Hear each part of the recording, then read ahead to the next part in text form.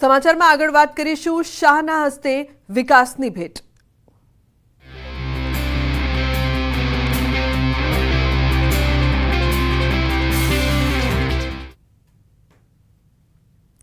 તો કેન્દ્રીય ગૃહમંત્રી અમિત શાહ ગુજરાત પ્રવાસે છે। કરોડોના વિકાસ કાર્યોની ભેટ આપશે શાહ। વિવિધ 4 કાર્યક્રમમાં હાજરી આપશે। ગાંધીનગરમાં ફિલાવિસ્ટા 2024નું કરશે ઉદ્ઘાટન। મહાત્મા મંદિરમાં દાંડી કુટીરમાં ફિલાવિસ્ટા 2024નું આયોજન। 50મા અખિલ ભારતીય પોલીસ વિજ્ઞાન સંમેલનમાં હાજરી આપશે। તો સાબર ડેરીના પશુ આહાર યંત્રનું ઉદ્ઘાટન કરશે। સાણંદના શેલામાં તળાવનું ઉદ્ઘાટન કરશે। અલગ અલગ જગ્યાએ તેઓ 4 કાર્યક્રમમાં હાજરી આપશે। અમિત શાહ સવારે 10:30 કલાકે ગાંધીનગરમાં મહાત્મા મંદિરમાં આવેલ દાંડી કુટીરમાં પોસ્ટ ટિકિટની પ્રદર્શની ફિસ્ટ વિલા 2024નું ઉદ્ઘાટન કરશે। 11:30 કલાકે રાષ્ટ્રીય રક્ષા યુનિવર્સિટીમાં 50મા અખિલ ભારતીય પોલીસ વિજ્ઞાન સંમેલનમાં હાજરી આપશે। ત્યારબાદ શાહ સાબરકાંઠા જશે, જ્યાં હિંમતનગરમાં બપોરે 2:30 વાગે સાબર ડેરીના એક કાર્યક્રમમાં તેઓ હાજરી આપશે। તેઓ 800 મેટ્રિક ટન ઉત્પાદન ક્ષમતાવાળા અત્યાધુનિક પશુ આહાર યંત્રનું ઉદ્ઘાટન કરશે। અમિત શાહ સાંજે 4 કલાકે સાણંદના શેલા પહોંચશે, જ્યાં તેઓ શેલા તળાવનું ઉદ્ઘાટન કરશે।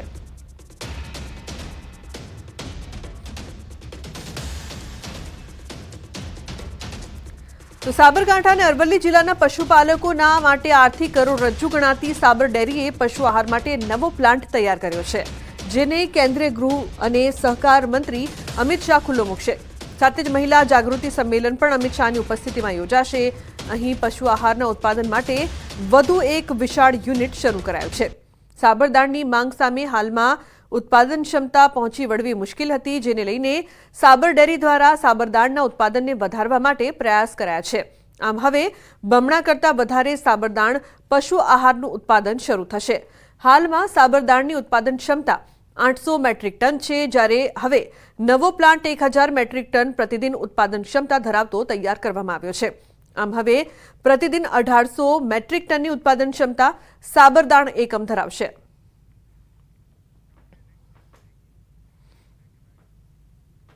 તો ભાવનગરમાં કળિયુગી માતાએ બાળકી સાથે કર્યો અત્યાચાર। 9 વર્ષની બાળકીને ક્રૂર રીતે તેની સાવકી માતાએ માર મારીને અત્યાચાર ગુજાર્યાની ઘટના સામે આવી છે।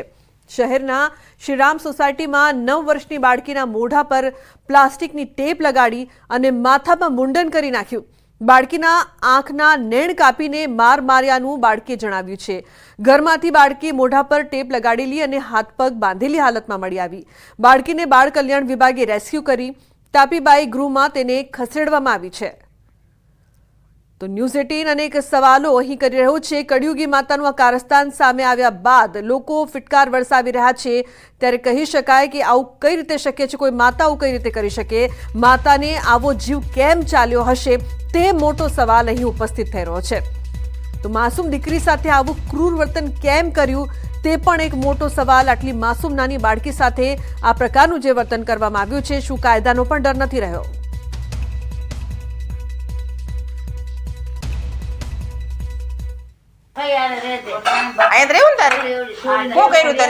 બાંધી દીધી હતી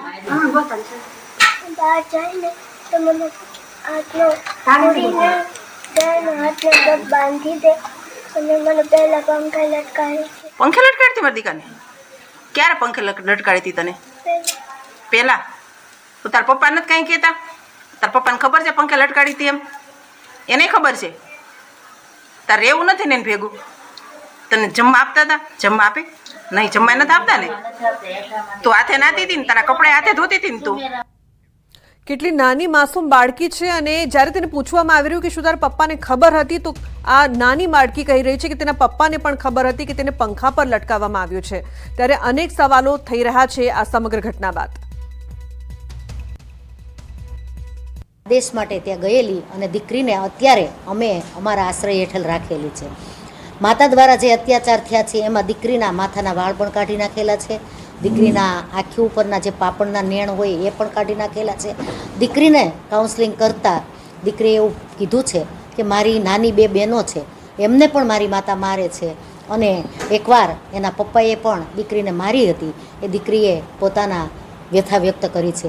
ત્યારે આ દીકરીને ન્યાય મળે અને આવતા દિવસોમાં સમાજમાં દાખલો બેસે એ માટે બાળ કલ્યાણ સમિતિના ચેરમેન તેમજ સભ્યોશ્રી દ્વારા જે ઘટતું છે એ કરવા માટે અમે તૈયાર છીએ. તો વડોદરા ભાજપ નેતાના પુત્ર તપન પરમારની હત્યાનો મામલો સયાજી હોસ્પિટલના સીસીટીવી ફૂટેજ આવ્યા છે સામે. સયાજી હોસ્પિટલના કેન્ટીન પાસે જ આરોપી બાબરે તપન પરમારની કરી હત્યા. પહેલા સીસીટીવીમાં આરોપી બાબર પઠાણ લાલ કલરના શર્ટમાં બેઠેલો જોવા મળ્યો. બીજા સીસીટીવીમાં કેટલાક લોકો ભાગતા દેખાયા. તો અહીં જે દ્રશ્યો સામે આવી રહ્યા છે, બંને સીસીટીવી સામે આવી રહ્યા છે, જેમાં એકમાં લાલ શર્ટમાં જોવા મળી રહ્યો છે બાબર, તો બીજી તરફ લોકો અહીં ભાગતા જોવા મળી રહ્યા છે. વડોદરાની આ સમગ્ર ઘટના બાદ લોકોમાં પણ આક્રોશ છે. સયાજી હોસ્પિટલના સીસીટીવી ફૂટેજ સામે આવ્યા છે. આરોપી બાબરે તપન પરમારની હત્યા કરી હતી. તો વડોદરામાં ભાજપ નેતાના પુત્રની હત્યા મામલે પોલીસ જાપ્તામાં હાજર 2 પોલીસકર્મીને સસ્પેન્ડ કરવામાં આવ્યા છે. પોલીસ જાપ્તામાંથી ભાગ્યો હતો આરોપી બાબર. ફરજ બેદરકારી બદલ 2 પોલીસકર્મી સસ્પેન્ડ કરાયા. હિતેન્દ્ર કુમાર અને હિતેન્દ્ર સિંહ સસ્પેન્ડ કરવામાં આવ્યા.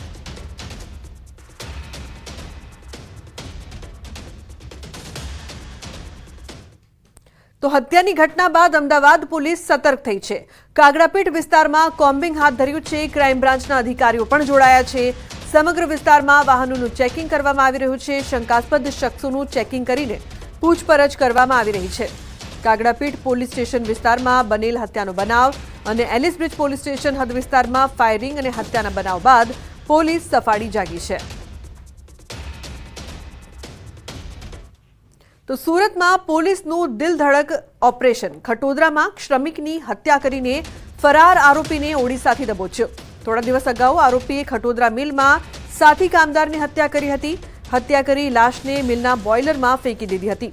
ખટોદરા પોલીસે મોબાઈલ લોકેશનના આધારે ત્રીજા પ્રયાસમાં આરોપીને ઓડિશામાંથી ઝડપી પાડ્યો છે. આરોપીની ધરપકડ કરીને ઓડિશાથી ગુજરાત લાવી તેની સઘન પૂછપરછ હાથ ધરાઈ છે. उसने अपना एक बार फ़ोन ऑन किया तो हमारी टीम ऑलरेडी उड़ीसा में थी. वो तुरंत वहाँ पे पहुँचे और गांव में सर्च करना चालू किया तो एक दुकान के सामने मंदिर था, वहाँ पे बैठा हुआ मिल गया. તો ચોર ચોરી કરવા માટે અનેક ટ્રીક અજમાવતા હોય છે. આ વખતે ચોરોએ ચોરી કરવા એક અનોખી રીત અજમાવી. બેંક એટીએમમાં રૂપિયા ઉપાડવા આવતા લોકોના રૂપિયા ફસાઈ જાય તે માટે જ્યાંથી રૂપિયા નીકળે છે ત્યાં આરોપીઓએ એલ્યુમિનિયમની પટ્ટી લગાવતા હતા. રૂપિયા ઉપાડતી વખતે રૂપિયા ફસાઈ જવાથી ગ્રાહકના ખાતામાંથી રૂપિયા કપાઈ જતા હતા, જેથી ગ્રાહક એટીએમમાંથી બહાર ગયા બાદ ટોળકીનો એક સાગરીત એટીએમમાં જઈને એલ્યુમિનિયમની પટ્ટીમાં ફસાયેલા રૂપિયા ઉપાડી લેતો હતો, જ્યારે અન્ય એક શખ્સ એટીએમ બહાર રેકી કરતો હતો. પોલીસને આ બાબતની જાણ થતાં એટીએમ બહાર ઉભેલા 2 આરોપીઓની ધરપકડ કરી છે. આરોપીઓએ અન્ય એટીએમમાં ચોરીનો નિષ્ફળ પ્રયાસ કરતા પોલીસે ઝડપી વધુ તપાસ હાથ ધરી છે.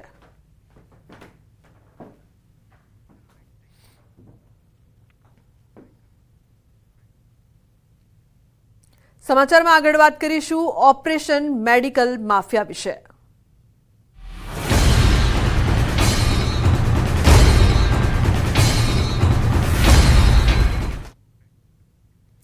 તો ખ્યાતિ હોસ્પિટલ કાંડના આરોપી ડોક્ટર પ્રશાંત વજીરાની વધુ એક પરિવારે બેદરકારીનો તેના પર આરોપ લગાવ્યો છે. ધંધુકાના રતનપુર ગામના ભાઈલાલભાઈ સોલંકીનું સાલ હોસ્પિટલમાં ડોક્ટર પ્રશાંતે ઓપરેશન કર્યું હતું. ડોક્ટર પ્રશાંત વજીરાનીએ 2 નળી બ્લોક હોવાનું કહીને તાત્કાલિક સ્ટેન્ડ મૂકવાની સલાહ આપી હતી. માં કાર્ડમાં ઓપરેશન કરી સ્ટેન્ડ મૂકી આપ્યું હતું.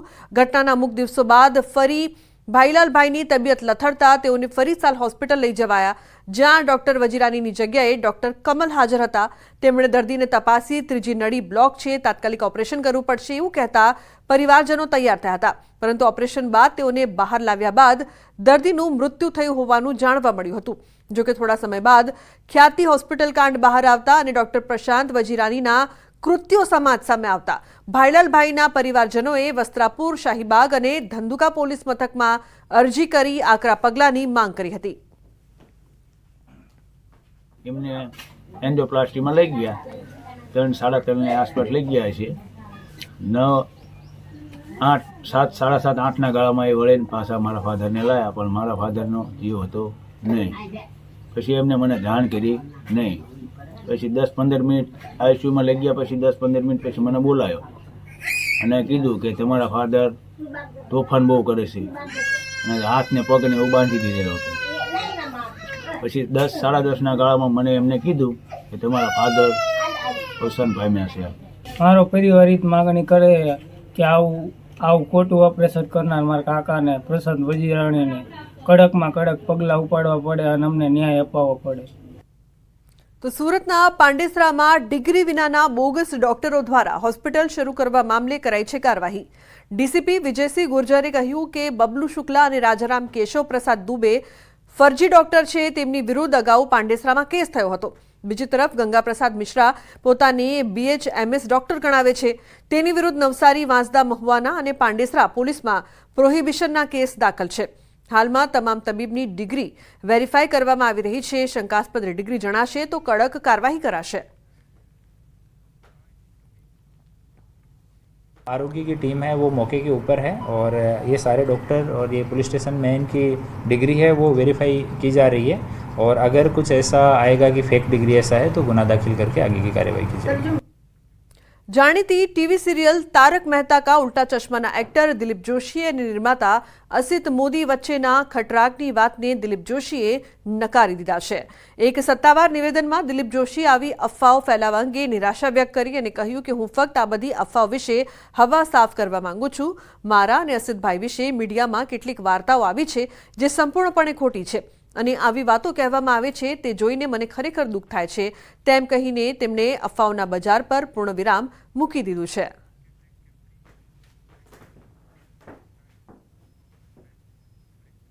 તો બુલેટિનમાં હાલ રોકાઈશું એક બ્રેક માટે. આપ જોતા રહો ન્યૂઝ 18 ગુજરાતી.